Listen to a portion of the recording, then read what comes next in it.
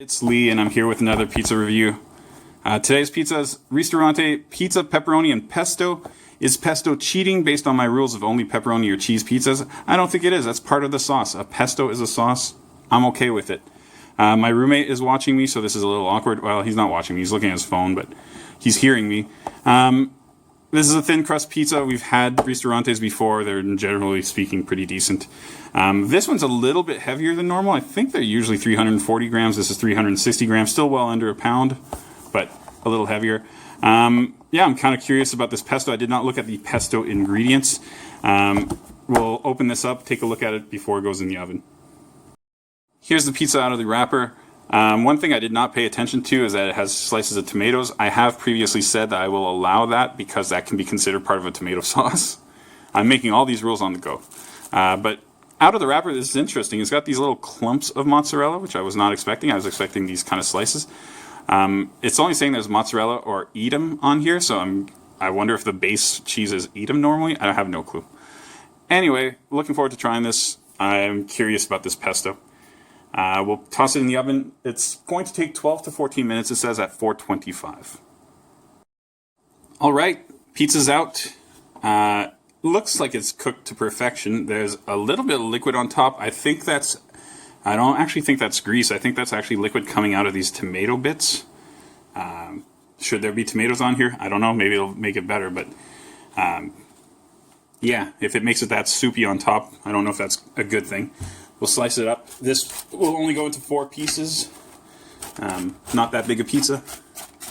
Kind of an appetizer for me, for being honest.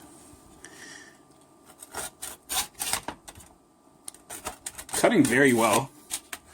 That last piece was not the prettiest, but super crispy. I'm gonna actually let it sit for a minute and hope that some of this, some of this liquid on top drains. And maybe cools off a little bit because there's some real steam coming off this thing. I don't know if you just saw the stuff just pour off the pepperoni there, but yeah, looking forward to giving this a try. I will have a review shortly. Had my piece of pizza and I'm ready to give a rating or a review. The crust, as is always the case with Ristorante pizzas, really crispy, really nice. It's so thin that it can't be pasty, so that's good. The pepperoni is the same pepperoni they use on their other pizzas. It's fine. It's not out of this world or anything like that, but it's okay. There's a few weaknesses here. I'll start with the pesto. I don't know why everybody's stuck on putting spinach in pestos.